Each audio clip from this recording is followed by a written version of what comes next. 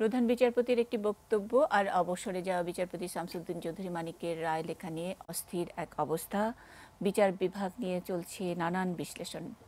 এরই মাঝে হঠাৎ এরশাদ আর রওশন এরশাদের মতবিরোধের স্পষ্ট প্রভাব জাতীয় পার্টিতে। তবে কাউন্সিল নিয়ে সরগরম আওয়ামী লীগ এবং বিএনপি। ইউপি নির্বাচন নিয়ে দলগুলোর প্রস্তুতি জোরে সোরে। ১:১১ সময়ে প্রকাশিত রিপোর্ট নিয়ে ইংরেজি দৈনিক দ্য ডেইলি স্টারের সম্পাদক মাহফুজ আনামের ভুল স্বীকার নিয়েও যে উত্তপ্ত আলোচনা চলছে চারিদিকে, ওইদিকে জঙ্গি পৃষ্ঠপোষকতার অভিযোগ নিয়ে পাকিস্তানের সঙ্গে সম্পর্কের টানাপোড়েন। কূটনীতিক তলবের পর পাকিস্তানের সঙ্গে বাংলাদেশের সম্পর্ক ছিন্নের জোরালো দাবি। মাঠে রাজনীতি না থাকলেও রাজনীতি আছে আলোচনার টেবিলে। সবকিছু মিলিয়েই আমাদের আজকের নিউজ আওয়ার এক্সট্রা সাজিয়েছি। আমরা শিরোনাম রেখেছি রাজনীতি সংশ্লিষ্ট। সঙ্গে আছেন ঢাকা বিশ্ববিদ্যালয়ের ইতিহাস বিভাগের শিক্ষক আবু মোহাম্মদ দেলোয়ার হোসেন, আছেন সুপ্রিম কোর্টের আইনজীবী ব্যারিস্টার তানজিবুল আলম এবং বাংলা ভিশনের বার্তা প্রধান মোস্তফা ফিরোজ। আমাদের সঙ্গে সরাসরি সংযুক্ত হয়েছেন অ্যাটর্নি জেনারেল মাহবুবে আলম। আমাদের এই অনুষ্ঠানে উপস্থিত থাকবার কথা ছিল বন ও পরিবেশ মন্ত্রী রাজনীতিবিদ আনোয়ার হোসেন মঞ্জু। তিনি এখনও এসে পৌঁছননি, আমরা যে কোনো মুহূর্তে হয়তো আসবেন, আমরা আশা করছি। শুরু করতে চাই সুপ্রিম কোর্ট ইস্যু নিয়ে, প্রধান বিচারপতির ইস্যু নিয়ে, যেটি নিয়ে গত বেশ কয়েকদিন ধরে আলোচনা হচ্ছে। কখনো কখনো আলোচনাটি তুঙ্গে উঠছে, আবার কখনো একটু পিছিয়ে যাচ্ছে। আমাদের এই বিষয় নিয়ে সহকর্মী আশিকুর রহমান অপুর রিপোর্টটি দেখব, তারপর আলোচনায় ফিরতে চাই। অবসরপ্রাপ্ত বিচারপতিরা রায় লিখতে পারবেন না, প্রধান বিচারপতির এমন বক্তব্যের পরেও রায় লেখা চালিয়ে যাওয়ার খবর আগেই জানিয়েছিলেন আপিল বিভাগের অবসরপ্রাপ্ত বিচারপতি AHM শামসুদ্দিন চৌধুরী মানিক। রায় লেখার সুবিধা ও কম্পিউটার না পেয়ে তিনি হাতেই সব রায় ও আদেশ লিখেছেন বলেও রোববার জানিয়েছিলেন বিচারপতি মানিক। সোমবার দুপুরে গাড়িতে করে সেগুলো জমা দিতে সুপ্রিম কোর্টে আসেন অবসরপ্রাপ্ত এই বিচারপতি। গেটে অপেক্ষারত সাংবাদিকদের তিনি জানান, তার লেখা রায় ও আদেশের কপি সংশ্লিষ্ট দপ্তরে জমা হচ্ছে। মাননীয় বিচারপতি ইমান আলী সাহেবের সাথে দেখা করেছি, কারণ আমার ফাইলগুলো নিয়ম অনুযায়ী প্রথমে তার কাছেই যাবে, আমার যে নেক্সট সিনিয়র তার কাছে যাবে। ওনার সাথে আলাপ করেছি, উনি ওইটা গ্রহণ করবেন। আপনাদের এখনই আমি যাচ্ছি এগুলো তার কাছে দেওয়ার জন্য। রোববার সুপ্রিম কোর্টের প্রজ্ঞাপনের মাধ্যমে প্রধান বিচারপতি আশা প্রকাশ করে যেসব বক্তব্য দিয়েছেন তার প্রত্যাখ্যান করে বিচারপতি মানিক বলেন, তিনি সুপ্রিম কোর্টে কোনো সংবাদ সম্মেলন করেননি। প্রধান বিচারপতি উদ্দেশ্যমূলকভাবে বিভিন্ন কাজ করছে বলেও অভিযোগ করেন অবসরপ্রাপ্ত এই বিচারপতি। ওনার অনতিবিলম্বেই পদত্যাগ করা উচিত বলে আমি মনে করি, বিচার বিভাগের মর্যাদার রক্ষার্থে, দেশের মর্যাদা রক্ষার্থে। এবং ইনি যেই কথাটি সর্বশেষে বলেছেন যে অবসরপ্রাপ্ত বিচারপতিরা রায় লিখতে পারবে না, সেটা আসলে এই কথাটা বহু আগে খালেদা জিয়া বলেছিলেন। উনি খালেদা জিয়ার মুখপাত্র হয়ে বিএনপির এজেন্ডা চরিতার্থ করার জন্য এটা উনি করছেন। এদিকে প্রধান বিচারপতিকে নিয়ে বিচারপতি মানিকের বক্তব্য বিচার বিভাগের জন্য ক্ষতিকর বলে অভিহিত করেছেন অ্যাটর্নি জেনারেল ও সুপ্রিম কোর্ট আইনজীবী সমিতির নেতারা। একজন অবসরপ্রাপ্ত বিচারক সুপ্রিম কোর্ট প্রাঙ্গণে এসে মাঠে দাঁড়িয়ে সুপ্রিম কোর্টের প্রধান বিচারপতির বক্তব্য দিবেন, এটা একটা নজিরবিহীন। যেই বক্তব্যের পরিপ্রেক্ষিতে সাধারণ মানুষের আমাদের বিচার বিভাগ সম্বন্ধে নানা রকম একটা অন্যরকম ধারণা হতে পারে, তার কারণ সাধারণ মানুষ বিচারপতিদের অনেক উপরে স্থান দিয়ে তারা বিচার বিবেচনা করেন। Ashikur Rahman Apu, ATN news, Dhaka. Barrister তানজিবের কাছ থেকে আমি একটু শুরু করতে চাই যে বিচারপতি মানিকের সঙ্গে প্রধান বিচারপতির যে এই দ্বন্দ্ব শুরু হলো, তার আগে থেকে তিনি আলোচিত। যদি আমি একটু হিসেব করি যে সেই 2012 সালে তার একটি কমেন্ট নিয়ে তুলকালাম হয় এবং সেটা নিয়ে অনেকবার আমরা আলোচনা করেছি। এই দফায় আসলে আলোচনাটি শুরু হলো একটি ফোন আলাপকে গণমাধ্যমে প্রকাশ করার পর থেকে, এবং তারপর থেকে প্রতিদিনই সংবাদ মাধ্যমের শিরোনাম হচ্ছেন, বিভিন্ন টক শোতে গিয়ে নানা রকমের কথা বলছেন এবং বিচারপতি শামসুদ্দিন মানিকের টকশোর রেসপন্স করছেন অনেক সময় প্রধান বিচারপতি। সেটাও কতখানি কাঙ্ক্ষিত এবং এক ধরনের পারসেপশন তৈরি হয়েছে। জনগণ যারা টকশো দেখেন অথবা একটু বোঝেন বা কথা বলেন, বলছেন যে এক ধরনের রাজনৈতিক উচ্চাভিলাষ, সেটা দুই পক্ষ থেকে বিচারপতি শামসুদ্দিন মানিক তো সরাসরি বলেই দিচ্ছেন যে বিএনপি যেই ভাষায় কথা বলছেন প্রধান বিচারপতি সেই ভাষায় কথা বলছেন, কিন্তু উনি তো আবার খালেদা জিয়ার বাড়ি ঘেরাও করে এসে পরে রায় লিখতে বসবেন, এরকম একটি অবস্থাও তৈরি হচ্ছে। বিচার বিভাগের জন্য এইটি একটি কি কাঙ্ক্ষিত ঘটনা? আমার যেটা মনে হয় যে টোটাল যে এপিসোডটা হচ্ছে, এই এপিসোডের এবং যে ঘটনা পরম্পরা করছে, এই এপিসোডের সবচেয়ে বড় ভিকটিম হচ্ছে আমাদের জুডিশিয়ারি ইটসেলফ। মানে বিচার বিভাগটাই সবচেয়ে বড় আপনার ক্ষতির শিকার হচ্ছে। এবং এই টোটাল প্রক্রিয়াটার মধ্যে আমার কাছে মনে হয় যে মানে এক ধরনের সেন্সেশনালিজম তৈরির একটা মানে খুবই মানে গভীর একটা প্রয়াস লক্ষ্য করা যাচ্ছে। আপনি যদি বিচারপতি শামসুদ্দিন সাহেবের প্রতি, চৌধুরীর প্রতি আমি সম্মান রেখেই বলছি যে উনি আমাদের বর্তমান প্রধান বিচারপতির বিরুদ্ধে তার কিছু পার্সোনাল অ্যানিমোসিটি গ্রো করেছে এবং সেটা যে কোনো কারণেই হতে পারে। বাট সেই পার্সোনাল অ্যানিমোসিটিটাকে উনি মিডিয়াতে যেভাবে মানে তার বিশুদ্ধারের আকারে করছেন, সেটা আমার কাছে মনে হয় যে উনি প্রাক্তন বিচারপতি হিসেবে জুডিশিয়ারির প্রতি তার যে মমতাটুকু থাকা উচিত, কিংবা একজন অবসরপ্রাপ্ত বিচারপতি হিসেবে টোটাল পারসেপশন ওয়াইজ জুডিশিয়ারিটা যে ইনফ্যাক্ট সম্মানের যে জায়গাটা আছে সেটা যে সবারই রক্ষা করার দায়িত্ব, সেটা শুধুমাত্র প্রধান বিচারপতি নয়, যিনি অবসরপ্রাপ্ত বিচারপতি হয়েছেন তারও একটা রেসপন্সিবিলিটি আছে জুডিশিয়ারির সম্মান রক্ষা করার জন্য। এই বিষয়টা মনে হয় উনি প্রাধান্য দিচ্ছেন না। উনি বিচার বিভাগের মঙ্গলটার চেয়ে তার পার্সোনাল যে ভ্যান্ডেটা আছে সেটাকে প্রাধান্য দিচ্ছেন। এর ফলে টোটালি আপনার একটা জুডিশিয়ারির মান সম্মান কিন্তু নির্ভর করে তার মানুষ ওই কিংবা জুডিশিয়ারির ইফেক্টিভনেস নির্ভর করে যে মানুষ ওই জুডিশিয়ারির প্রতি কতটুকু আস্থাবান। একটা জিনিস আপনার যদি প্রতিদিন ভুল কারণে কিংবা বিতর্কিত কারণে যদি জুডিশিয়ারি কিংবা তার প্রধান চিফ জাস্টিস খবরের শিরোনাম হয়, তাহলে কিন্তু মানুষের ওই আস্থার জায়গাটা কিন্তু নড়বড়ে হয়ে যায়। যে উনি প্রতিদিন বিভিন্ন পত্রিকায় সাংবাদিক সম্মেলন করছেন কিংবা টিভি টক শোতে যাচ্ছেন এবং তার ডিসকাশনের টপিক কিন্তু ওই একটাই, যে প্রধান বিচারপতির বিরুদ্ধে তার বিশুদ্ধার। তো আমার মনে হয় যে উনি যদি রেসপন্সিবল আচরণ করেন, জিনিসটা আসলে আর বেশুদ্ধর আগানোর কোনো স্কোপই নেই। কারণ এখানে একটা জিনিস বলি, সেটা হচ্ছে যে এই যে টাগ অফ ওয়ার যদি বলি, কিংবা দুজনের মধ্যে যে একটা দ্বন্দ্ব চলছে, এই ক্ষেত্রে প্রধান বিচারপতি কিছুটা ডিসঅ্যাডভান্টেজেস সিচুয়েশনে আছেন। কারণ হচ্ছে যে শামসুদ্দিন চৌধুরী আপনার বিভিন্ন মিডিয়াতে গিয়ে তার বক্তব্যগুলো তুলে ধরতে পারছেন, কিংবা উনি একতরফাভাবে আরেকজনকে তার অনুপস্থিতিতে অ্যাকিউজ করে যেতে পারছেন, কিন্তু সেটার পাল্টা জবাব দেওয়ার স্কোপ কিংবা সুযোগ কোনোটাই প্রধান বিচারপতি নাই। তো এই কারণে আমি মনে করি যে আপনার সবারই যদি রেসপন্সিবল আচরণ করতে হয়, তাহলে শুরুটা এভাবে হওয়া উচিত যে আমরা এই বিষয়টা নিয়ে, এবং আমি মনে করি মিডিয়ারও একটা দায়িত্ববোধ আছে। মিডিয়াও সবসময় চেষ্টা করে বিতর্কিত লোকজনকে নিয়ে এসে একটা সেন্সেশনালিজম তৈরি করার জন্য, কিন্তু মিডিয়ারও আমার মনে হয় দায়িত্ব আছে যে কিনা পার্সোনাল বিচার বিভাগ আসলে সবকিছু সব প্রশ্নের উপরে রাখা, সেটার দায়িত্ব সকলের মধ্যেই পড়ে। জনগণের যেমন আছে, মিডিয়ারও আছে। কিন্তু আপনি কি মনে করছেন যে মিডিয়া এটাকে ইচ্ছা করে এটাকে সুযোগটা করে দিচ্ছে বিচার বিভাগ প্রশ্নবিদ্ধ করার জন্য? না, আমি মনে করি না যে মিডিয়া ইচ্ছাকৃতভাবে বিচার বিভাগকে আপনার প্রশ্নবিদ্ধ করার জন্য সজ্ঞানে করছে।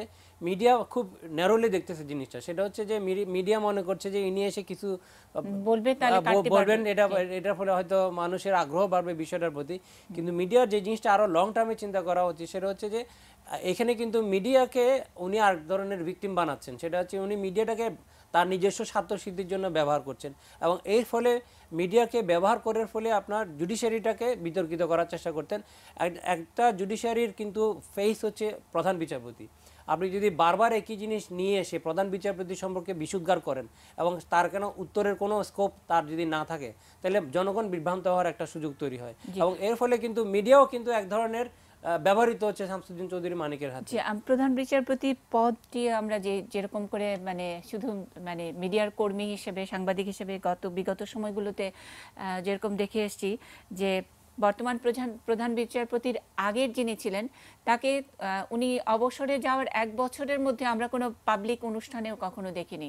আমি ব্যক্তিগতভাবে মনে করতে পারি উনি অবসরে যাওয়ার ঠিক 1 বছর পরে একটি ঘরোয়া অনুষ্ঠানে ওনাকে দেখেছি। একজন ক্লাসিক্যাল শিল্পী এসেছিলেন এবং সেটি পররাষ্ট্রমন্ত্রী জি সেই সময়কার পররাষ্ট্রমন্ত্রী দীপুমণির বাসায় ছিলেন এবং তিনি এতটাই সংকুচিত হয়ে বসেছিলেন যে মানে উনি রিটায়ার্ড একজন বিচারপতি হিসেবে ওখানে গিয়েছেন সেটাও বোধহয় আমরা ভালোভাবে দেখছি না।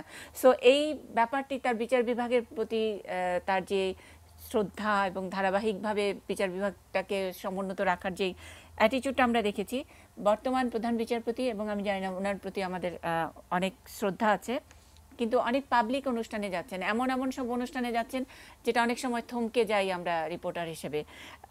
আপনি বললেন যে মিডিয়ারও দায়িত্ব, প্রধান বিচারপতি তিনিও তো একটি দায়িত্বশীল পদে আছেন, তার সম্মান, তার মর্যাদা, তার বিচার বিভাগের মর্যাদা রাখার দায়িত্বটাও তো ওনারই আছে। অবশ্যই আমি এখানে মিডিয়া, প্রধান বিচারপতি, অবসরপ্রাপ্ত বিচারপতি, সদ্য অবসরপ্রাপ্ত প্রধান বিচারপতি এবং সর্বোপরি যে আমরা বিচারাঙ্গনে যারা কাজ করি লয়ারদের প্রত্যেকেরই স্ব স্ব জায়গা থেকে তার নিজস্ব দায়িত্ব আছে যে বিচার বিভাগের সম্মানটাকে যেন বজায় থাকে। কারণ মানুষের আস্থার জায়গা যদি শেষ হয়ে যায় তাহলে কিন্তু বিচার প্রার্থীরা আর কখনো বিচার পাবে না এবং জাস্টিস ডিনাইড হবে। তো সেই পার্সপেক্টিভ থেকে যে আপনি মনে করেন যে প্রধান বিচারপতির নিজস্ব আপনার বিবেচনা বোধ থেকে আগের যিনি প্রধান বিচারপতি ছিলেন তিনি বিচার বিভাগীয় সম্পর্কিত ছাড়া কিংবা আপনার আইদার কোনো লয়ারদের একটা ফোরাম অথবা বিচারকদের কোনো ফোরাম ছাড়া অন্য কোথাও উনি বক্তব্য রাখেন নাই। কিন্তু বর্তমান বিচারপতি হয়তো মনে করছেন যে তার টেনিয়রে এসে বিচার বিভাগের যে এতদিন ধরে যে নর্মাল যে প্রসিডিউর কিংবা নর্মাল যে একটা ভিউ পয়েন্ট ছিল সেটা উনি আরও এক্সপ্যান্ড করতে চান, উনি আরও অ্যাক্টিভিজম বাড়ানোর চেষ্টা করছেন। সেই পার্সপেক্টিভ থেকে হয়তো উনি আরও বিভিন্ন ধরনের অনুষ্ঠানে অংশগ্রহণ করছেন, সেটা ওনার পার্সপেক্টিভ থেকে হয়তো উনি মনে করছেন। বাট এর ফলে যে জিনিসটা টোটাল যে জায়গাটাতে আসতেছে সেটা হচ্ছে যে আমরা বিচার বিভাগকে বারবার আপনার রং রিজনের কারণে মানে ভুল কারণে হেডলাইন হতে দেখছি, এটা কখনোই কাম্য না আর কি। মানে এটা আমরা আসলে অ্যাফোর্ড করতে পারি কিনা। আমাদের সঙ্গে অ্যাটর্নি জেনারেল মাহবুবে আলম আছেন, স্যারের কাছে আমি একটু জানতে চাই এই সদ্য অবসরপ্রাপ্ত বিচারপতি শামসুদ্দিন মানিক এবং প্রধান বিচারপতির মধ্যকার যেই আলোচনা বেশ কতদিন ধরে চলছে, তার মধ্যে আমরা দেখেছি দু একজন রাজনীতিবিদও মন্তব্য করেছেন। আমরা যদি সাংসদ সুরঞ্জিত সেনগুপ্তের কথা মনে করতে পারি, তিনি সম্প্রতি বলেছেন যে প্রধান বিচারপতির উচিত একটু কম কথা বলা। এটা হয়তো তিনি তার অভিজ্ঞতা থেকে বলেছেন অথবা হয়তো বিচার বিভাগের সমুন্নত রাখার জন্য বলেছেন। সেটা নিয়েও অনেকে প্রশ্ন করেছেন যে আসলে প্রধান বিচারপতিকে সাংসদরা কোনো পরামর্শ দিতে পারেন কিনা। কিন্তু আমরা যে আলোচনাটি করছি যে এরকম একটি ব্যক্তিগত আক্রোশ, ব্যক্তিগত অ্যানিমিটি সেটা প্রকাশ্যে এনে বিচার বিভাগকে প্রশ্নবিদ্ধ করা কোথাও তো একটু শেষ হতে হবে, কারো না কারো হস্তক্ষেপে শেষ হতে হবে। তাহলে কোনো একটা হস্তক্ষেপ যদি হয় তাহলেও তো বিচার বিভাগ প্রশ্নবিদ্ধ হয়ে যাবে না?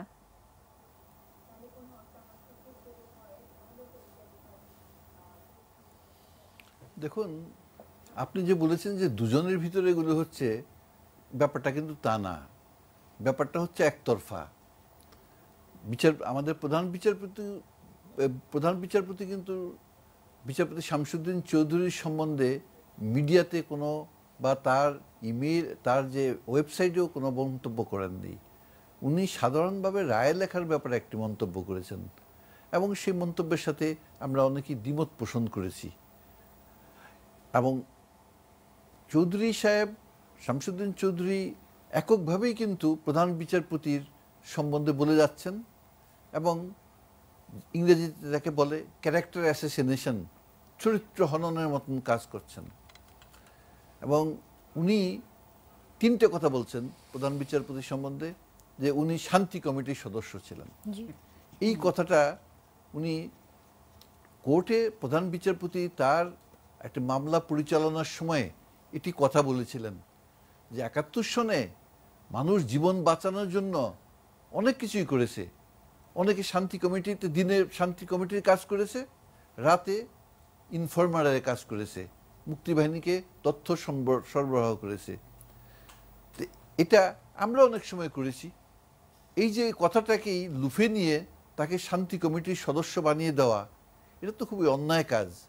এবং প্রধান বিচারপতিরা যে এলাকার লোক সেখানে বারে বারে পাক বাহিনীর হানা সেখানে হয়েছে এবং নানা রকমভাবে তারা মুক্তিযোদ্ধাদের সহায়তা করেছেন, সাহায্য করেছেন।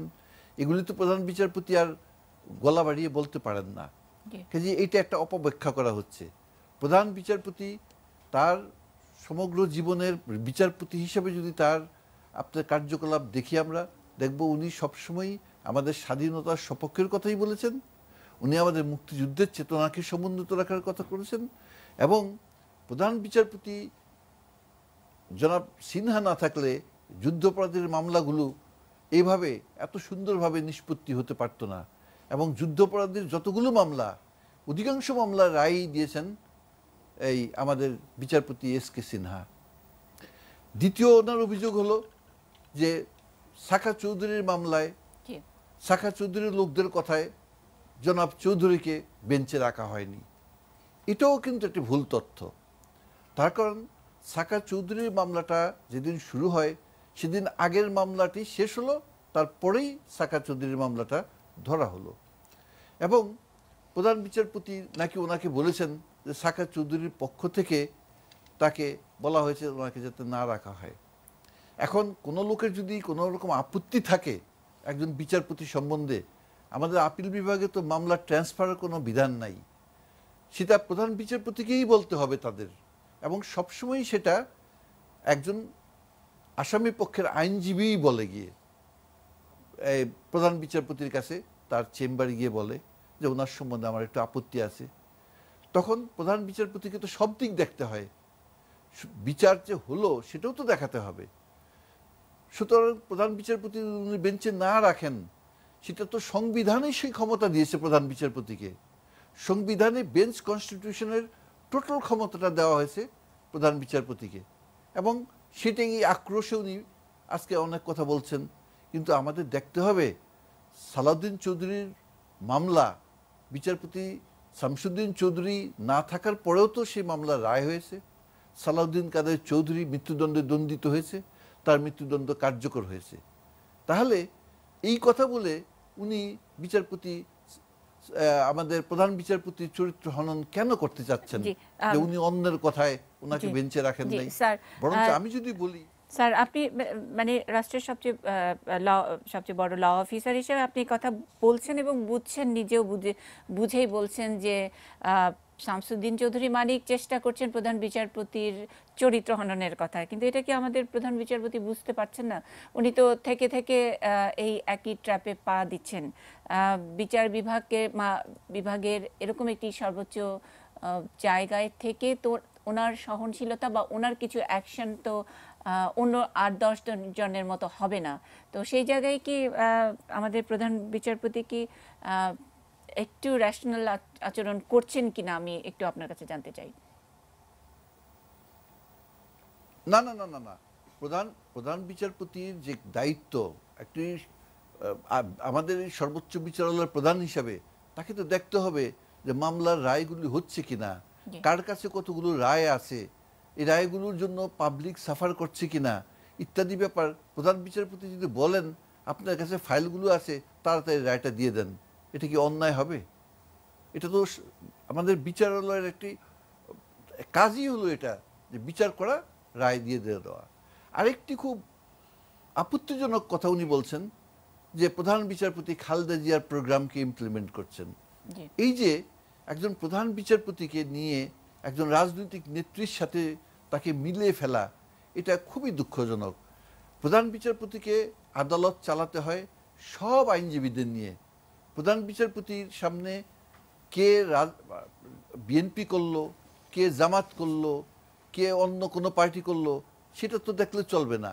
প্রধান বিচারপতিকে বিচার করতে হবে সবাইকে নিয়ে, সংবিধানকে সমুন্নত রেখে আইনের শাসন কায়েম করে। এবং এটা কোন একটা ইনস্ট্যান্স উনি দিতে পারবেন যে খালেদা জিয়ার উনি প্রোগ্রাম ইমপ্লিমেন্ট করছেন? বরঞ্চ বিচারপতি চৌধুরী প্রথম এই কথাটা বিএনপির হাতে তুলে দিয়েছেন। উনি প্রথম বলেছেন যে প্রধান বিচারপতি যে কথা বলছেন রায় লেখা যাবে না অবসরে, এই কথাই যদি হয় তাহলে পঞ্চম সংশোধনী, সপ্তম সংশোধনী সব বাতিল হয়ে যাবে। এই কথাগুলো তো তাদের মুখে তুলে দিয়েছেন উনি। কাজে আমার কথা হলো যে আচরণ সাধারণ লোকেরাও করে না, সে আচরণ যদি আমাদের বিচারপতিরা করেন এবং মিডিয়ার সামনে গিয়ে কথা বলেন, তাহলে তো আমাদের দুঃখ রাখার আর কোনো জায়গা থাকে না। এই বিচারালয় সম্বন্ধে সাধারণ লোকের খুব উচ্চ ধারণা, আমাদের বিচারপতিদের তারা খুব উচ্চ স্থান দিতে অভ্যস্ত, এবং এটা নিয়ে যদি সাধারণ পাবলিক হাসাহাসি করে, তাহলে এটার চেয়ে দুঃখ আর কি হতে পারে? সবচেয়ে বড় কথা হলো সমস্ত জিনিসগুলো এখন থামা দরকার। এবং এই ব্যাপারে আপনাদের মিডিয়ারও একটা ভূমিকা আছে। আপনারা যখনই কেউ কথা বলতে চাইলো মাইক সামনে নিয়ে গেলেন, এটার একটা ইম্প্যাক্ট নাগরিক হিসেবে তো আপনারও আছে। এবং সবচেয়ে বড় কথা হলো আমাদের এর আগেও দেখা গেছে একজন বিচারপতির সাথে আরেকজন বিচারপতির মনোমালিন্য অনেক সময় ছিল, একজন বিচারপতির সাথে একজন সাধারণ আইনজীবীর মনোমালিন্য ছিল। এই সমস্ত মনোমালিন্য নিয়ে এমন হয়েছে কন্টেম্প্ট মামলা হয়েছে, একজন বিচারপতি পদত্যাগ করতে বাধ্য হয়েছেন। এই সমস্ত ঘটনাও ঘটেছে আমাদের এখানে। কিন্তু কোনোদিনই মিডিয়াদের সামনে গিয়ে কোনো বিচারপতি কোনো বক্তব্য দেননি এবং এইভাবে তাদের স্টেটমেন্ট প্রদান করেননি। সেটি আমি বলবো যে আর প্রধান বিচারপতি এখন কোনো কথা বলছেন না, তো প্রধান বিচারপতি তো কোনো কথা আর বলছেন না। যখন আমরা তার সাথে দ্বিমত পোষণ করেছি, আমি আইনমন্ত্রী, যে আপনার রিটায়ারমেন্টের পরে রায় লেখা যাবে না, আমরা সরাসরি দ্বিমত পোষণ করেছি। এটা তো তারপরে উনিও কোনো কথা বলছেন না, আমরাও কোনো কথা বলছেন না। এখন তো কথা বলছেন এককভাবে বিচারপতি চৌধুরী। এটা তো খুবই অনভিপ্রেত। স্যার এই প্রসঙ্গে আমার আরো প্রশ্ন আছে। আপনি আছেন আমাদের সঙ্গে, একটা ছোট্ট বিরতিতে যাব, বিরতির পরে ফিরছি আবার ওই আলোচনায়। প্রিয় দর্শক, থাকুন আমাদের সঙ্গে।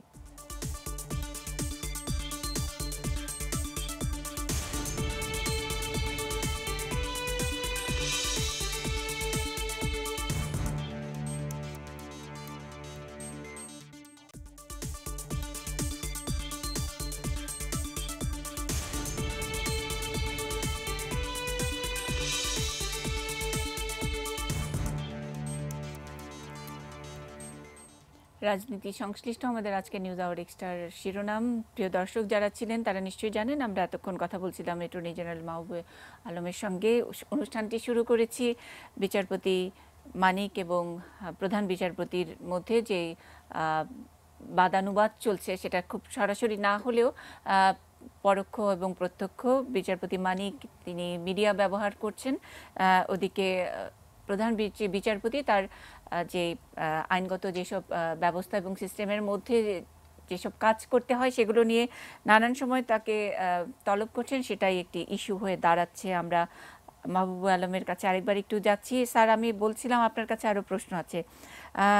আপনি বলতে চেয়েছেন যে আসলে শামসুদ্দিন মানিক মিডিয়া ব্যবহার করছে, মিডিয়ার দায়িত্বশীলতার কথা ব্যারিস্টার তানজিবও বলেছেন, কিন্তু আপনি নিশ্চয়ই লক্ষ্য করেছেন স্যার, আমরা যারা সাংবাদিকতা করি দীর্ঘদিন ধরে বিচারপতি মানিকের সম্পর্কে আমাদের এক ধরনের, আমরা একটু ঠাট্টা করেই বলি যে যে কোনো জায়গায় যে কোনো বিষয়ে কোনো রকমের আইনগত যদি হস্তক্ষেপ লাগে, ন্যায় কিংবা অন্যায়, আমরা ঠাট্টা করে এটা বলতাম, বারবার বলছি, ঠাট্টা করে বলতাম যে বিচারপতি মানিকের কোর্টে পাঠিয়ে দাও। তো এটা তো নিশ্চয়ই আপনারাও এতদিন ধরে দেখেছেন। এখন সেই বিচারপতি মানিকই অনেক সময় আপনাদের এখন একটা ইস্যু হয়ে দাঁড়াচ্ছে। ওনার এই বিষয়টি বন্ধ করবার জন্যে বা ওনাকে বন্ধ করবার জন্য কি কোনো রিট করার দরকার আছে কিনা, আপনি কি মনে করেন?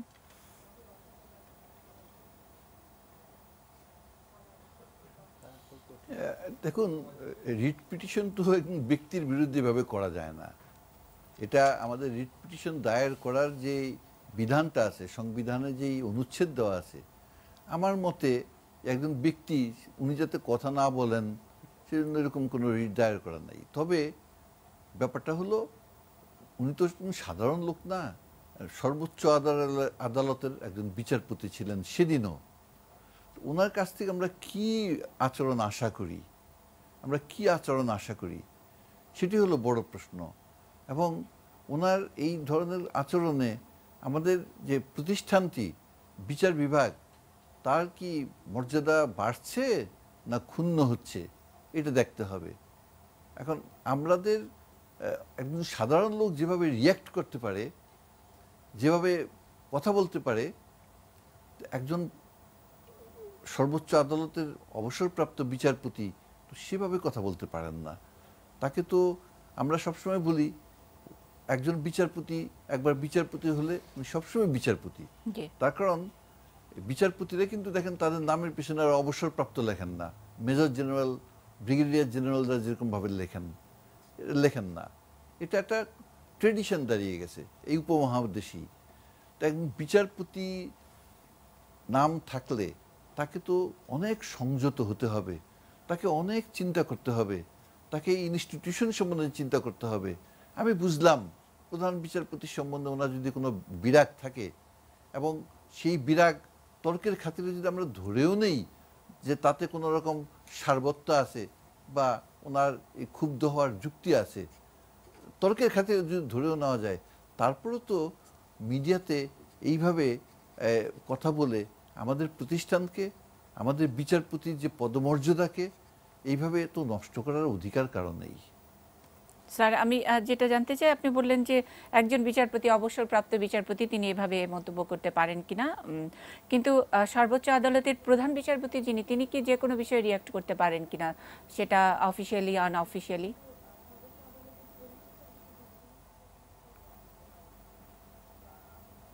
প্রধান বিচারপতি কোনো রিয়াক্ট করেননি তো। উনি ওনার একটা মন্তব্য দিয়েছেন, ওনার মন্তব্যের পিছনে উনি যুক্তি দেখিয়েছেন। কিন্তু আমাদের দেশে আমাদের যে প্রচলিতভাবে আমরা বলেছি একজন বিচারপতি যদি অবসরে গিয়ে তার রায়টা কমপ্লিট না করতে পারেন তাহলে তো তাকে বিচার কাজ থেকে বিরত থাকতে হবে রিটায়ারমেন্টের অন্ততপক্ষে কয়েক মাস আগে। সেটা তো সম্ভব না।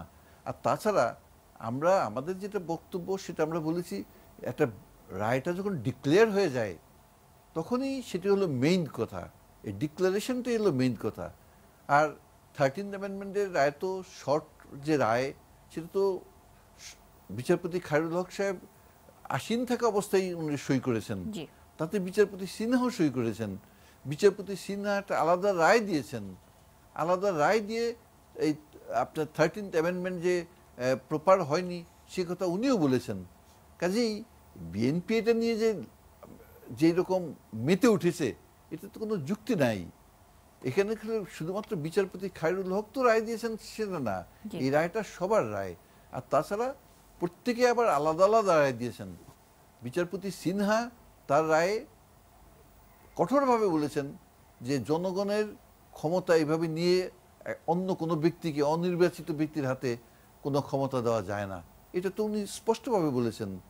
তাহলে এই 13th অ্যামেন্ডমেন্টের এটা বাতিল হয়ে গেছে এই কথা, এই যে এই ধরনের চিৎকার, এটা তো কোনো অর্থ নাই। স্যার, এটা কি আসলে কি একটু কি রাজনীতিকে ঘোলা করার জন্য কিনা এই যে বাতিল হয়ে গেছে এই চিৎকার? এবং আমরা শুরুতেই আলোচনাটি যেভাবে শুরু করেছি যে দুইজনের একটা ব্যক্তিগত হয়তো রেষারেষি, সেখান থেকে এটাকে 13th অ্যামেন্ডমেন্ট পর্যন্ত আনা, রায় লিখতে পারবে কি পারবে না, সেখান থেকে একটা রাজনৈতিক অভিলাষের দিকে যাওয়া কিনা আপনি মনে করেন কিনা?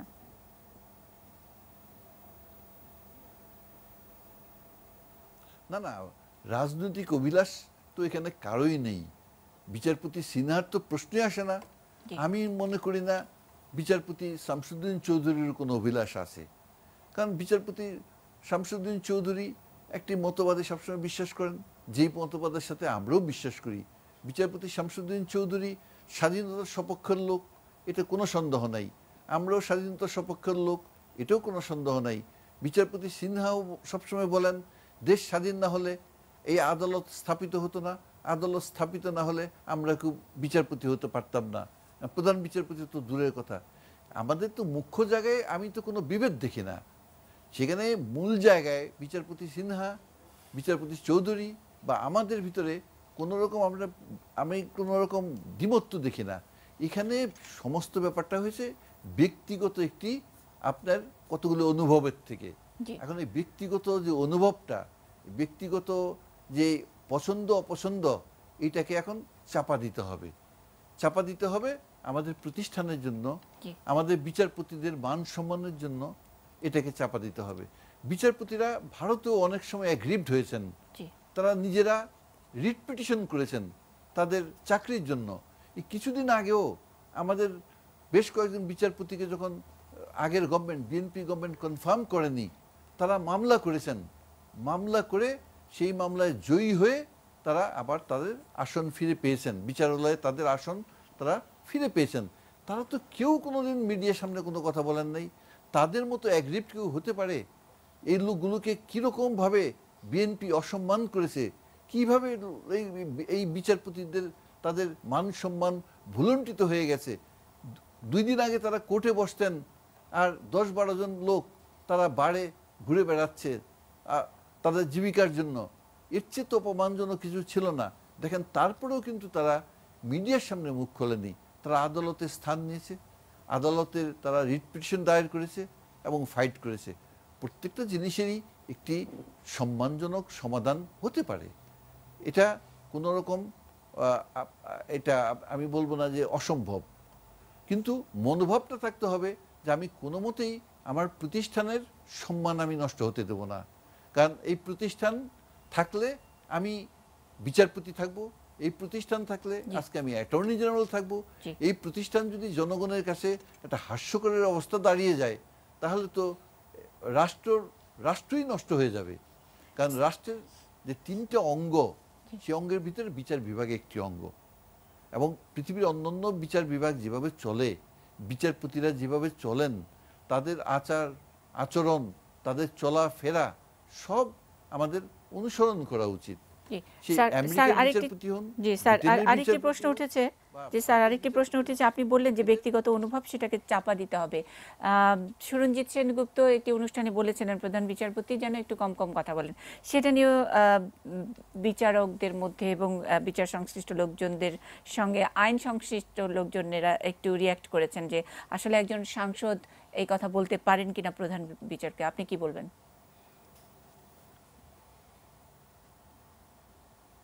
না না, শুনেন, আমি এই আবার জনাব সেনগুপ্তের এই মতের সাথে আমি একমত না। প্রধান বিচারপতি সম্বন্ধে কারো কোনো এই আপনার রাজনৈতিক নেতার এরকম বক্তব্য দেওয়া উচিত না। এবং আমি যেটা মনে করি, আমাদের জুডিশিয়ারির উচিত না আমাদের পার্লামেন্ট সম্বন্ধে কিছু বলা, আমাদের পার্লামেন্টের উচিত না আমাদের কোনো বিচারপতির সম্বন্ধে কিছু বলা। এই দুটো প্রতিষ্ঠান সম্পূর্ণ আলাদা। পার্লামেন্টের কাজ হলো আইন প্রণয়ন করা। তারা বিচারপতিদের ক্ষমতা বাড়াবার জন্য বা কমাবার জন্য বা সংশোধন করার জন্য সব আইন করতে পারেন, সেই ক্ষমতা তাদের আছে। এবং বিচার বিভাগেরও ক্ষমতা আছে যে আইনকে নিষিদ্ধ স্ট্রাক ডাউন করে দেওয়া, একটা আইনকে অবৈধ ঘোষণা করে দেওয়া। কিন্তু পার্লামেন্টের ভিতরে কি হলো না হলো এই সম্বন্ধে যেরকম বিচার বিভাগের কোনো এখতিয়ার নাই কিছু বলার, আমার মনে হয় পার্লামেন্টের এটা ফলো করা উচিত।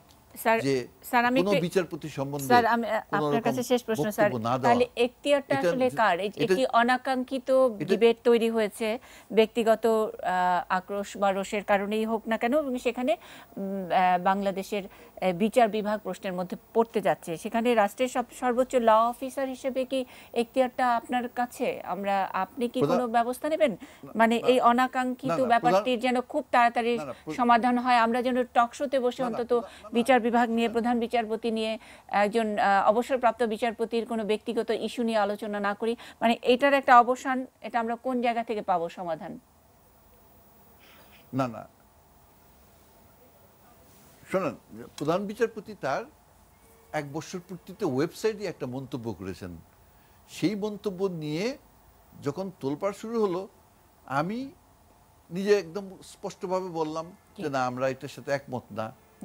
কারণ এটা তো প্রধান বিচারপতি কোনো রায় দিয়েই কথা বলেন নাই, প্রধানমন্ত্রী তার অভিমত ব্যক্ত করেছেন। এবং আমার সাথে আইনমন্ত্রীও একই কথা বলেছেন যে না, এটার সাথে আমরা একমত না। এবং তারপরে এই জিনিসটা শেষ হয়ে গেছে, আমার মতে এই জিনিসটা শেষ হয়ে গেছে। প্রধান বিচারপতি আর কোনো কিছু বলেন নাই, আমরা আর কিছু বলছি না। এবং জিনিসটা অভিমত পর্যায়ে আছে, এবং অভিমত পর্যায়ে শেষ হয়ে গেছে। তারপরে এটাকে নিয়ে আর নানা রকম কথাবার্তা বলা, কাদা ছোড়াছুড়ি করা একতরফাভাবে, এবং প্রধান বিচারপতির চরিত্র হনন করা, এগুলো তো খুবই দুঃখজনক, এগুলো খুবই দুঃখজনক।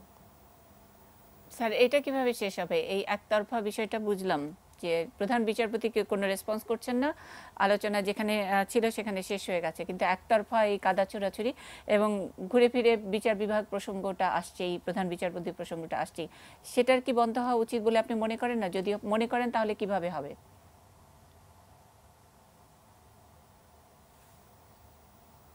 আমি তো বললাম, এই যে যারা এটা কাদা ছোড়াছুড়ির চেষ্টা করছিল, আমি স্পষ্টভাবে বলি, বিএনপির কিছু নেতারা বলছিলেন যে তাহলে আমরা 13th অ্যামেন্ডমেন্টের রায়, এটা কোনো ইফেক্টিভ না, এটা বাতিল হয়ে গেছে, এই তো তাদের বক্তব্য।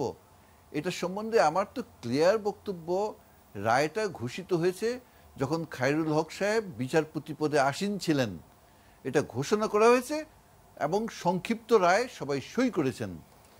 তাছাড়াও খায়রুল হক সাহেবের রায় ছাড়াও এই মামলায় বিচারপতি সিনহা, যিনি এখনও বিচারপতি হিসেবে আসীন আছেন, প্রধান বিচারপতি হিসেবে দায়িত্ব পালন করছেন, তিনি রায় দিয়ে বলেছেন যে 13th অ্যামেন্ডমেন্টে এই যে অনির্বাচিত লোকের হাতে রাষ্ট্রীয় ক্ষমতা দেওয়া হয়েছিল, এটা অবৈধ, এটা হতে পারে না। এই সম্বন্ধে তো ওনারা কোনো কথা বলছেন না, ওনারা তো একটা বক্তব্য দিয়ে শুধুমাত্র হইচই করছেন। কিন্তু পুরো রায়টা কে কে রায় দিয়েছে, রায়টা কবে সই হয়েছে, এই সমস্ত ব্যাপার তো ওনারা দেখছেন না। জি স্যার, স্যার এই ইস্যুটির নয়, আমার প্রশ্নটি হলো যে আপনি ব্যক্তিগত কাদা ছোড়াছুড়ি, একপাক্ষিক কাদা ছোড়াছুড়ির কথাও আপনি বলছেন, সেটা বন্ধ হওয়া উচিত কিনা? যদি বন্ধ করতে হয় তাহলে কে ব্যবস্থা নেবে?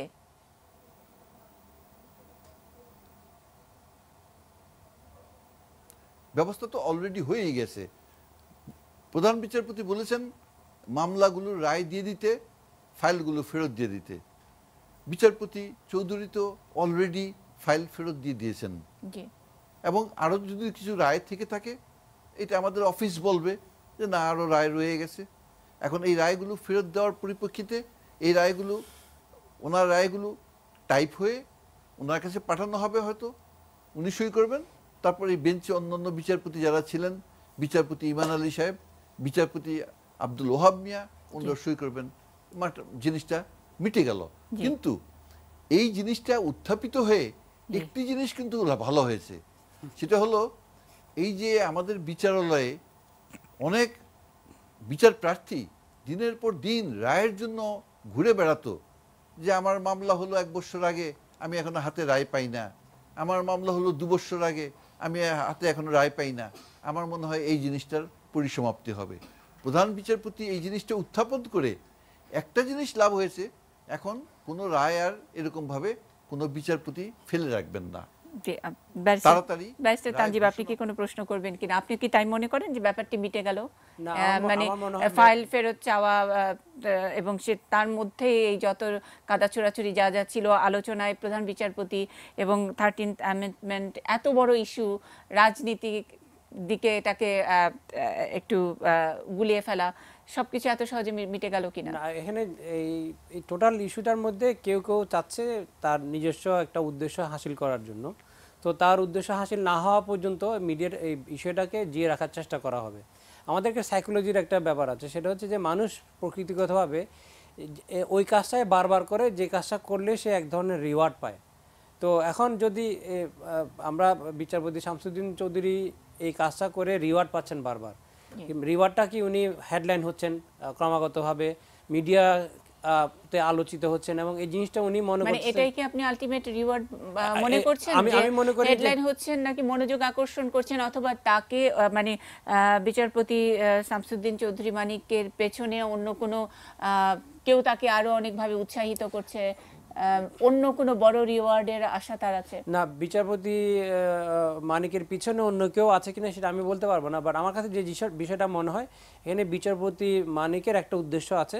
সেই উদ্দেশ্যটা হচ্ছে উনি প্রধান বিচারপতিকে এই বিষয়টাকে বারবার মিডিয়াতে এনে আলোচনা করে প্রধান বিচারপতিকে বিতর্কিত করতে চান উনি, এবং প্রধান পত্রিকে ওনার যেহেতু একটা পার্সোনাল অ্যানিমোসিটি আছে প্রধান বিচারপতির বিরুদ্ধে, তো উনি ওইটার চরিতার্থ করার জন্য বিষয়টাকে বারবার নিয়ে আসতেছেন। তার মানে হচ্ছে বারবার নিয়ে এসে উনি যতবারই নিয়ে আসতেছেন উনি মনে করতেছেন উনি এক ধরনের রিওয়ার্ড পাচ্ছেন, উনি সফল হচ্ছেন। তো ওই রিওয়ার্ডের রাস্তাটা যদি বন্ধ করে দেওয়া যায়, ওনার কিন্তু ওই কাজটা বন্ধ হয়ে যাবে। রিওয়ার্ডটা কি? রিওয়ার্ডটা হচ্ছে যে উনি একটা কথা বলছেন, মিডিয়া বিষয়টাকে লুফে নিচ্ছে, মিডিয়া যদি কালকে থেকে ওনাকে ইগনোর করা শুরু করে, মানে ঘুরে দেখবেন ফিরে ওনার আর আপনারা কথাটা দায়টা বলা আসলে বন্ধ হয়ে মিডিয়ার গেছে। উপরে দিচ্ছেন। যাই হোক, মিডিয়ার লোকজন বসে আছেন, নিশ্চয়ই মোস্তফা ফিরোজ দীপু এটাতে মন্তব্য করবেন। আমাদের সঙ্গে ঢাকা বিশ্ববিদ্যালয়ের ইতিহাস বিভাগের শিক্ষক আছেন আবু মোহাম্মদ দেলোয়ার হোসেন। স্যার, এটা নিয়ে কি কোনো মন্তব্য করবেন, নাকি আমরা আমাদের অন্যান্য যেই বিষয়গুলো, রাজনীতি সংশ্লিষ্ট অন্যান্য বিষয়গুলো, সেখানে চলে যাব? সেখানে আমরা তাহলে একটা ছোট্ট বিরতি নিয়ে আসছি, থাকুন আমাদের সঙ্গেই।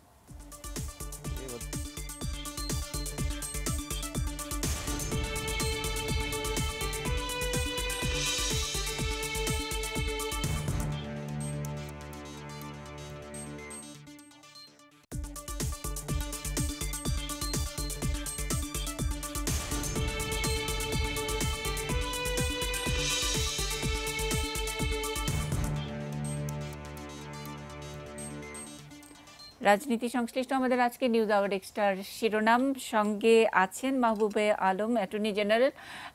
এতক্ষণ কথা শুনছিলাম আমরা তার। আমাদের সঙ্গে বাংলা ভিশনের বার্তা প্রধান মোস্তফা ফিরোজ আছেন ঢাকা বিশ্ববিদ্যালয়ের ইতিহাস বিভাগের শিক্ষক অধ্যাপক আবু মোহাম্মদ দেলোয়ার হোসেন, এবং সুপ্রিম কোর্টের আইনজীবী ব্যারিস্টার তানজিবুল আলম আমাদের সঙ্গে আছেন। তানজিবুল আলম বলছিলেন মিডিয়ার দায়িত্বের কথা, অন্তত যেই ইস্যুটি নিয়ে এতক্ষণ কথা বলছিলাম, সেটা সাবেক বিচারপতি বা সদ্য অবসরপ্রাপ্ত বিচারপতি শামসুদ্দিন চৌধুরী মানিক এবং প্রধান বিচারপতির যে ইস্যুটি এখন একটি রাজনীতির ইস্যু হয়ে দাঁড়াচ্ছিল আসলে ক্রমান্বয়ে, সেটা বন্ধ করার জন্য মিডিয়ার দায়িত্বশীলতার কথা বলছিলেন। আমি মোস্তফা ফিরোজ, আপনি কোনো মন্তব্য করবেন কিনা? পরবর্তী প্রসঙ্গ আমরা পাকিস্তান ইস্যুতে অনেকটা মনে হচ্ছে যেন মিডিয়াই সবকিছুর জন্য দায়ী। আসলে মিডিয়াকে এইভাবে দায়ী ফেলা যাবে না। মিডিয়া ব্যবহৃত হচ্ছে বা অনেকটা দায়ও তো। যদি শামসুদ্দিন মানিকের বিষয়গুলো যদি মিডিয়াতে না আনা হতো, তাহলে হয়তো উনি যেটা বলা হচ্ছে তাহলে হয়তো এইভাবে আসতো না। কিন্তু দেখেন, একটা সুবিধা তো অন্তত হলো যে দিনের পর দিন অনেক মানে ঠিক শামসুদ্দিন চৌধুরী নয়, অনেকের কাছে অনেক দীর্ঘ সময় ধরে ফাইল পড়ে থাকে, সেটা একটু ত্বরান্বিত হবে এই ডিবেট বা আলোচনার মধ্যে। বিচার বিভাগ যদিও একটু ধাক্কা খেয়েছে, প্রশ্ন প্রধান বিচারপতির নানা কর্মকাণ্ড নিয়ে হয়তো একটু কথাবার্তা হচ্ছে, কিন্তু তারপরে একটি ভালো জায়গায় গেছে। এক্স্যাক্টলি, আমি মনে করি যে শামসুদ্দিন মানিক যে কাজগুলো করছেন, প্রধান বিচারপতি যে কথাগুলো বলছেন, এগুলি কিন্তু শুধু মানে কমেন্ট না, এগুলি একটা ঘটনা, ইভেন্টগুলি তুলে ধরার দায়িত্বটা হচ্ছে মিডিয়ার।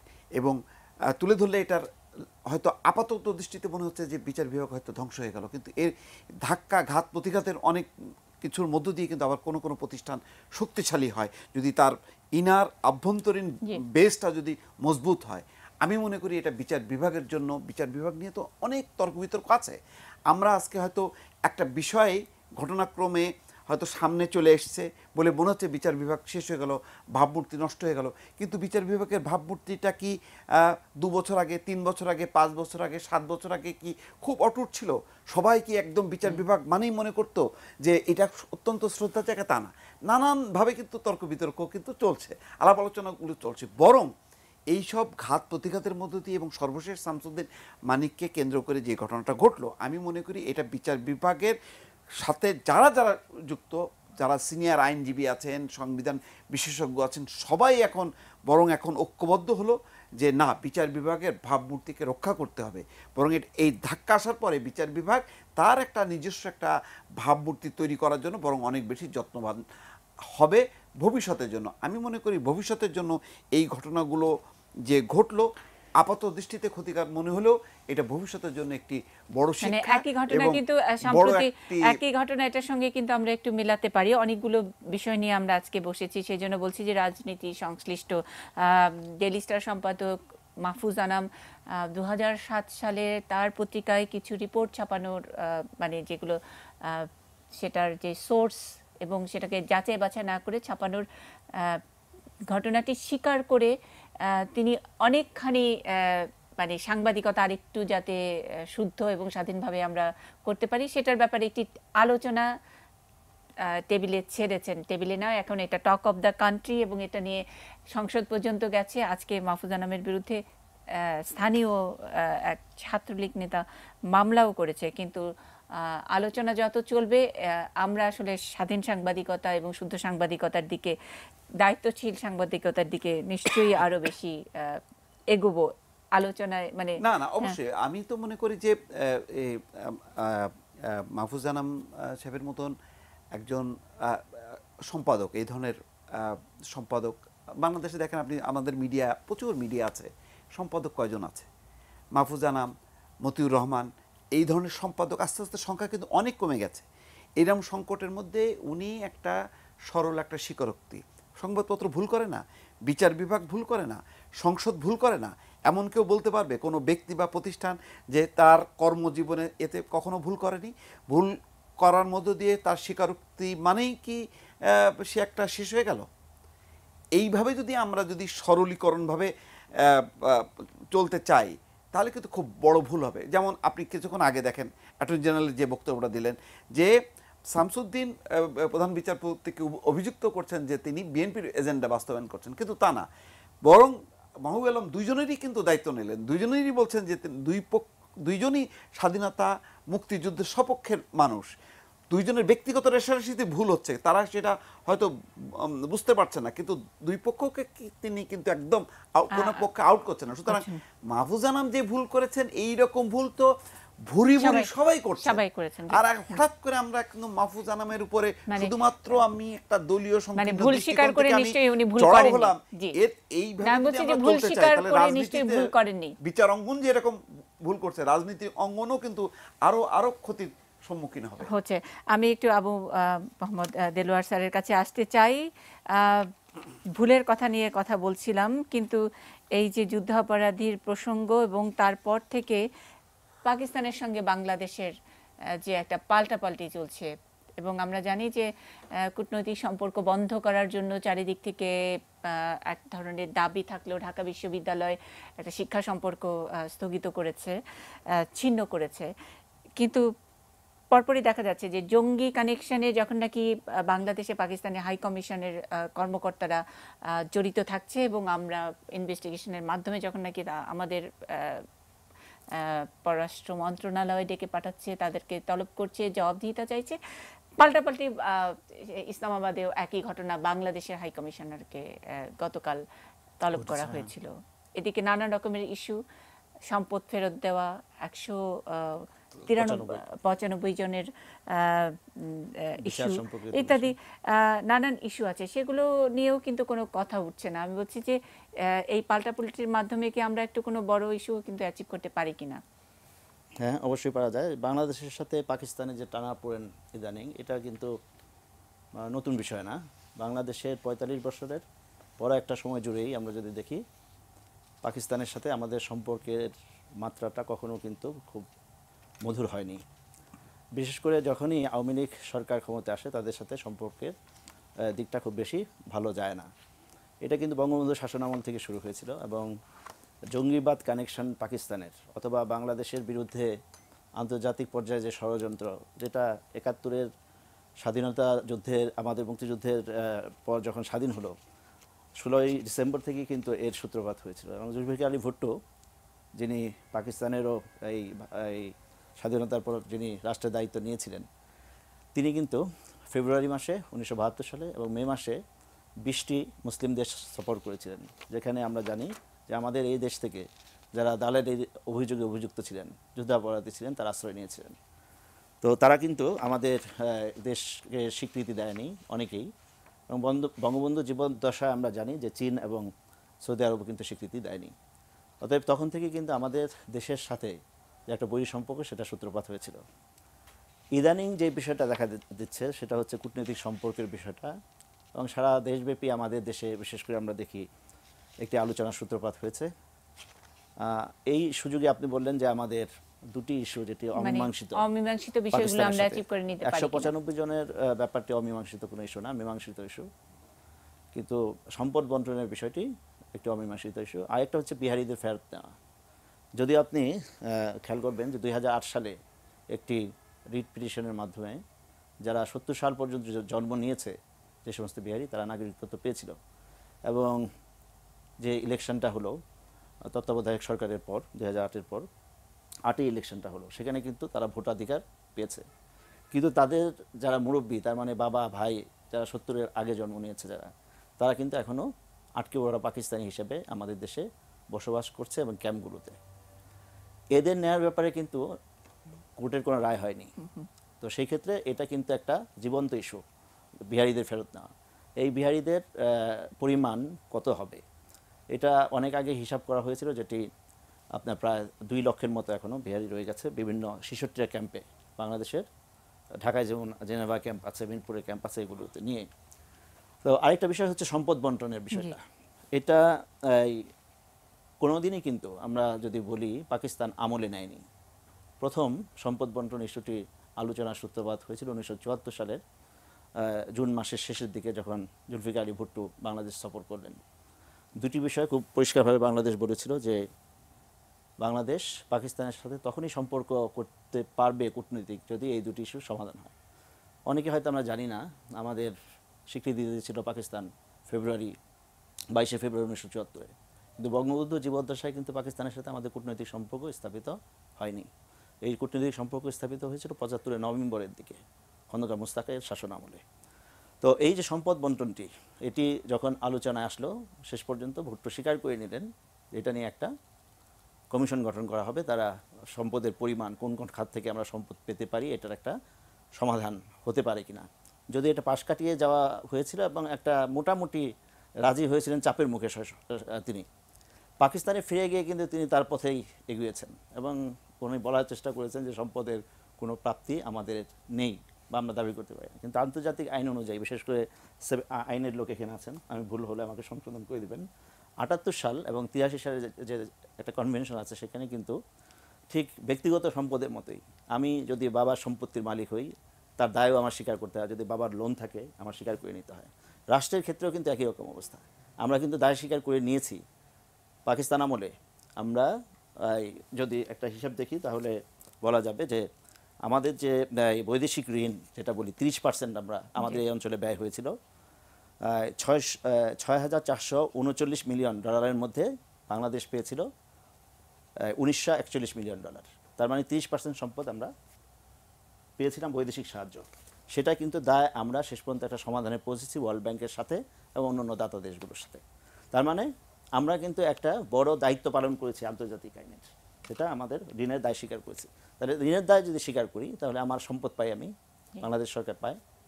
কিন্তু এই যাবৎ আমরা যদি দেখি 74-এর পর থেকে এই যে কমিশন, সেই কমিশনের কোনো সবাই আর অনুষ্ঠিত হয়নি। বাংলাদেশের রাষ্ট্রপ্রধানরা অনেক সময় গিয়েছেন, সবাই গিয়েছেন কম বেশি, খালেদা জিয়া গিয়েছেন, বর্তমান প্রধানমন্ত্রী গিয়েছেন, এরশাদ আমলে, এরশাদ শুধু জানিনি, এরশাদ সর্বোচ্চ রাষ্ট্রীয় খেতাব পেয়েছেন পাকিস্তান থেকে। কিন্তু আমাদের এই সম্পদ বন্টনের দিক থেকে কিন্তু কোনো অগ্রগতি সাধিত হয় নাই। তো সেই সময় 74 সালের হিসেবে আমরা যদি দেখি যে বাংলাদেশ সরকার প্ল্যানিং কমিশনের সহযোগিতায় একটা হিসেব করেছিল যে আমরা পাকিস্তানের কাছে 4,000 মিলিয়ন ডলার পাই শুধুমাত্র একটা খাতে, এই বৈদেশিক ঋণের খাতে, যে আমাদের বঞ্চিত করা হয়েছে। আমরা 30% পাবো কেন? আমরা যদি জনসংখ্যার ভিত্তিতে যাই তাহলে আমরা 55% পাবো, যদি আমরা সমতার ভিত্তিতে যাই আমরা 50% পাবো। আমরা সেই ক্ষেত্রে যদি আমরা হিসাবটা ধরে নেই 6,439-এর মধ্যে আমরা তো পাবো 3200 মিলিয়ন ডলার পাবো, কিন্তু আমরা পেয়েছি 1941 মিলিয়ন ডলার। এটার একটা হিসেব করে বলা হয়েছিল তখন যে 4,000 মিলিয়ন ডলার আমরা পাবো। সেটা যদি টাকায় কনভার্ট করি, তখন একটা হিসাব যদি দেই তখন 8 টাকা ডলার ছিল। 8 টাকা ডলার হিসাবে যদি টাকায় আমরা আসি তাহলে তখন ছিল 3200 কোটি টাকা, 3,200 কোটি টাকা। আর এখন যদি 80 টাকা ডলার, আজকে 80-র কাছাকাছি বা 80, তাহলে আমাদের এখন দাঁড়াচ্ছে হচ্ছে 32,000 কোটি টাকা শুধু আমরা পাকিস্তানের কাছে পাই একটা খাত থেকে। আরো খাত আছে কিন্তু। জি স্যার, আমার প্রশ্নটা হলো যে এই জঙ্গিবাদের কানেকশনে যে পাকিস্তান হাই কমিশনের ঊর্ধ্বতন কর্মকর্তারা, এবং এটা মানে এটা শুধু হাইপোথেটিক্যাল নয়, একেবারে হাতে নাতে কেউ কেউ ধরা পড়েছে, এবং সেটার কারণেই বাংলাদেশ সরকার তলব করেছে, ডেকে পাঠিয়েছে সেটার, এবং বাংলাদেশের সুশীল সমাজ অনেকেই এই কূটনৈতিক সম্পর্ক বন্ধের জন্য দাবিও জানাচ্ছে। আসলে কি এই পাওয়া, আমাদের পররাষ্ট্রমন্ত্রী বলেছেন যে এটা খুব সহজ নয়, সময় বলে দেবে কখন আমরা কূটনৈতিক সম্পর্ক ছিন্ন করব, এটার জন্য সময় লাগবে ইত্যাদি।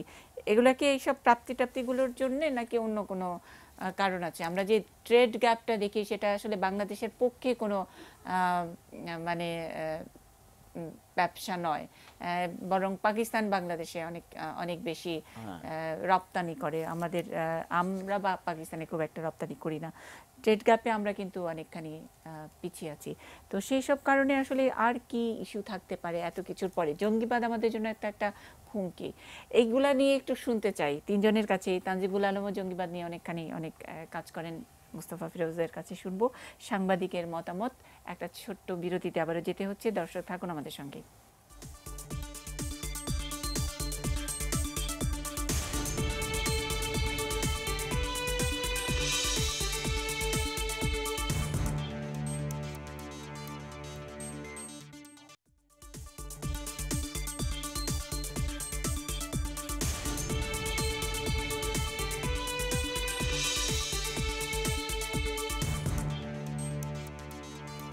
রাজনীতি সংশ্লিষ্ট আমাদের আজকে নিউজ আওয়ার এক্সট্রার শিরোনাম অনুষ্ঠানের একেবারে শেষ ভাগে প্রশ্ন করে গেছিলাম তিনজনের কাছেই।